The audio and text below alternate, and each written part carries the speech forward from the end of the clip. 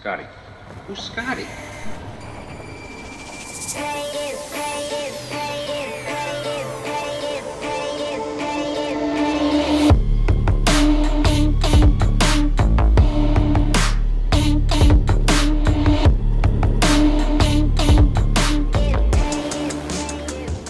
What's up guys, welcome back to another video. Today we are looking at the Exway Flex ER. Now they've made a couple of small changes which make quite a large difference, which I'm really happy about. So we'll spend the next 7-8 minutes, we'll talk about the board, talk about the changes they've made and if they have made a noticeable difference in ride quality or rideability. And at the end, as always, I will give you my SWOT analysis.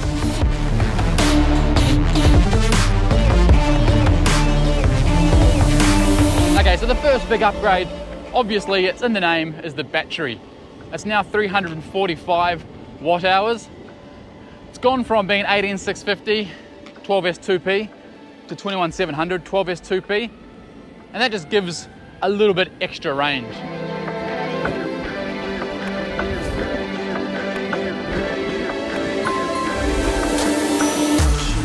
Now the next thing that they have upgraded, and they've done this on both of the boards, is the grip tape layout.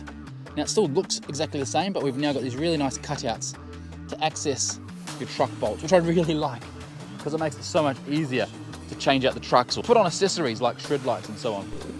Now as usual, they are using their Trist trucks, their in-house made Trist trucks. They're a 45-degree reverse kingpin or RKP. They're 8 inches wide, and honestly, still to this day, I think they are some of the nicest standard trucks out of the box.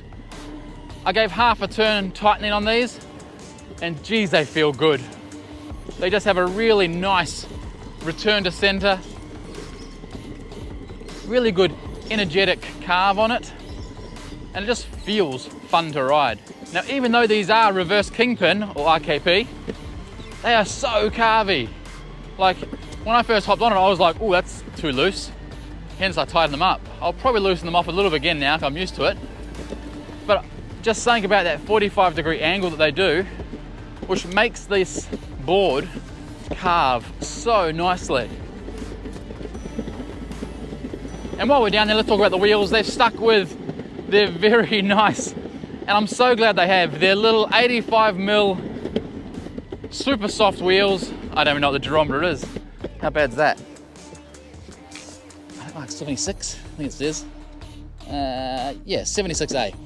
So 85mm 76A, it just feels like a skateboard, if you know what I mean, like a real skateboard. Like, it's not big 120mm or 110mm. These little 85mm wheels just add an air of excitement to the ride.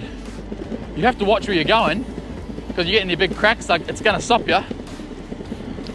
But it just feels like you're actually skateboarding without the pushing. Now the motors on the rear are the same original Flex motors, 1000 watts each, delivering good, smooth, predictable power.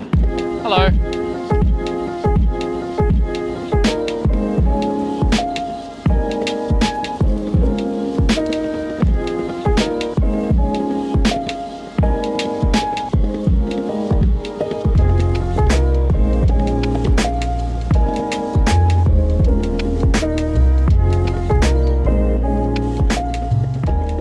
As far as the brain and the motors of the board, it is still their in-house made ESC in collaboration with Hobbywing, so it's silky smooth. It has the app connectivity, which again is a nice touch. You can turn on turbo, turn off turbo, you can change your acceleration curves for each gear, change your braking curves, and they are still using their original looking remote control, push forward to go, push back to stop, and a multi-function button right next to the screen. One nice upgrade with the new remote is it now is USB-C.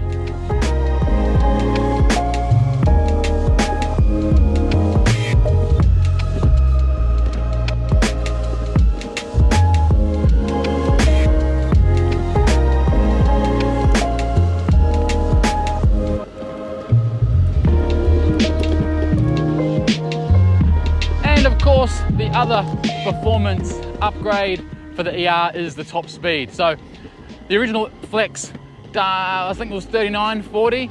The ER has a top speed of 45, and that has been confirmed. I have done 45 kilometers on this, not here in this park with all these people, but it does do 45 kilometers per hour, which is nice to see that additional bit of speed. Now let's talk about the board itself. It is a little bit longer than the original Flex, which is a nice touch or a nice addition. It's now 38 inches long. The front battery enclosure is obviously bigger because it's got a bigger battery, 60% bigger. They've moved the power button from the front on the battery enclosure, had the little lights around it. They've relocated that to the rear ESC enclosure. Apparently some people reported having a few issues with that power button.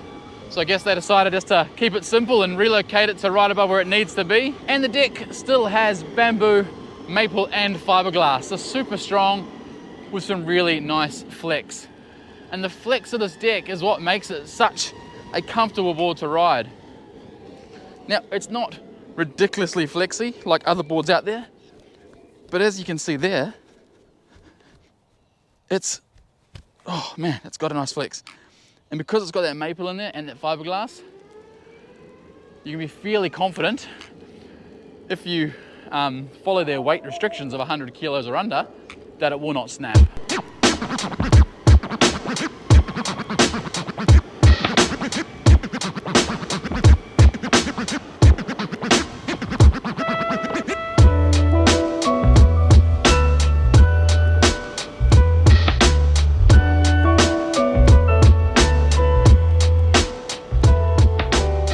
Before we move on to the SWOT, I want to talk about who this board is for, because this is not a powerhouse board. It's not the most powerful, it's not going to give you the most range, it's not going to climb the steepest hills. But for the price point of this board, this is an amazing entry-level or intermediate board. If you want to get into the sport, or if you've already got a basic board, you've got a big board, you want something lighter, this is only 8.7 kilos. If you want a secondary board, just take to the shops and carry under your arm, this is who that board is for.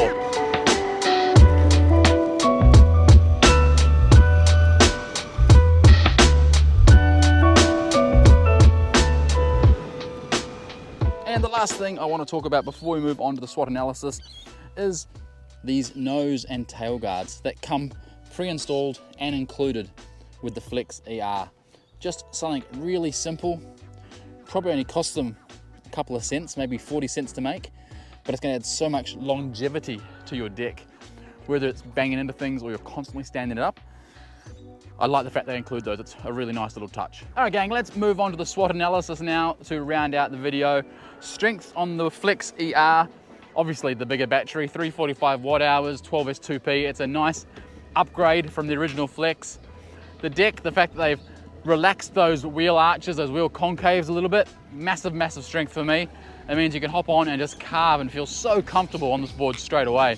The Trist trucks, 45-degree reverse kingpin, are a massive strength. Their in-house trucks are just so nice and carvy and enjoyable to ride on. The padded grip tape, the new designed grip tape, those really nice 85mm 76A wheels, the included nose and tail guards, and the remote auto on are all really nice strengths of this board. But its biggest strength is probably its price point. Click on the link below and you'll be able to see how much this comes in your local dollar.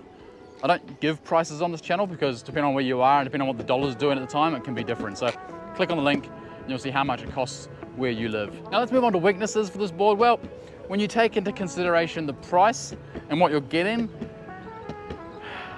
there's not really any weaknesses. There's one weakness, but it's more of an opportunity. So I'll put it into the opportunities basket. But as far as weaknesses, this is a really good electric skateboard for the price.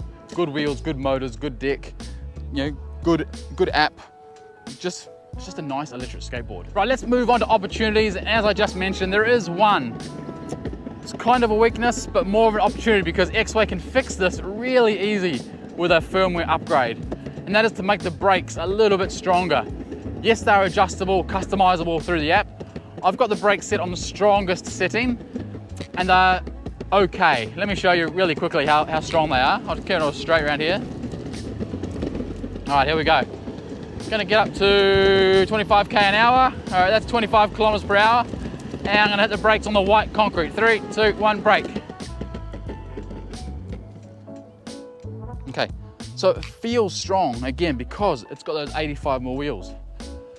But I hit the brake, I'll leave this so you can see the skateboard. From 25 kilometers per hour, I hit the brake here. Now, I don't know, that doesn't worry me because I can use my foot. But as I just said earlier, who this board's for, beginner, intermediate riders. I think the Flex should probably have the option for a stronger brake. And of course, the last one we always look at is threats. Are there any threats on the Exway Flex? Well, not that I have experienced. There's been no ghost accelerations, no cutouts. You would expect nothing less with a Hobbywing inspired ESC or Hobbywing co-collaborated ESC. It just performs flawlessly. The deck is nice and strong. As I mentioned just then, opportunity, the brakes could be a tad stronger, but the way they are right now is not too bad. But as of right now, after riding this for about 2.5, 3 weeks, there are no threats on this electric skateboard. All right, gang, but that is the end of the video. Thank you so much for watching. If you've made it this far and you've enjoyed the content, please give it a thumbs up. If you're new here, please consider subscribing and turn on that notification bell so you're kept up to date when I upload new videos. If you've got any questions or comments, as always, chuck them down below. I like to read every single one and I respond to every single question. And if you've got any feedback or if you've got any suggestions on the next board that I should try to review, let me know. Put it in the comments and we'll do our absolute best to get our hands on it. But until next time, guys, don't forget, skate safe, wear a helmet, and we'll see you on the next video. Yew!